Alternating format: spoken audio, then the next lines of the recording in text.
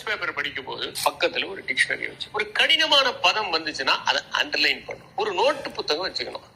அந்த பதத்தை அதுல எழுதி அதுக்கு என்ன மீனிங் டிக்ஷனரியில பார்க்கணும். டிக்ஷனரியில பாக்குறதுக்கும் ஸ்மார்ட் போன்ல பாக்குறதுக்குமே வித்தியாசம் இருக்கு. ஏன்னா ஸ்மார்ட் போன்ல பார்க்கும்போது அந்த ஒரே ஒரு சொல்லுக்கான பொருளை தான் நம்ம பார்ப்போம். ஆனா டிக்ஷனரியில பார்க்கும்போது அதுக்கு முன்னாடி ஒரு 2 சொல்ல கத்துக்குவோம், பின்னாடி ஒரு 2 சொல்ல கத்துக்குவோம். ஒரு உதாரணத்துக்கு ஒரே ஒரு ரூட் வேர்டுல இருந்து 4-5 வேர்ட்ஸ் ஃபார்ம் ஆயிருக்கும். உதாரணத்துக்கு எடுத்துட்டீங்கன்னா டிசிப்ளின், டிசைபிள் இதெல்லாம் ஒரே ரூட். ஸ்டூடெண்ட், ஸ்டடீஸ், ஸ்டூடியஸ் இதெல்லாம் ஒரே ரூட். இப்ப இந்த மாதிரி அந்த ரூட் வேர்ட்ல இருந்து என்னென்ன சொற்கள் வருது அப்படிங்கறத நம்ம கத்துக்கிறதுக்கு டிக்ஷனரியை பார்த்தா உதவியா இருக்கும். அந்த மீனிங்கையும் அதனுடைய யூசேஜையும் நாம அந்த நோட்டு புத்தகத்துல எழுதும். இதனால என்ன ஆகும்னா நம்ம கிட்ட 2 வொக்காபுலரி இருக்கு.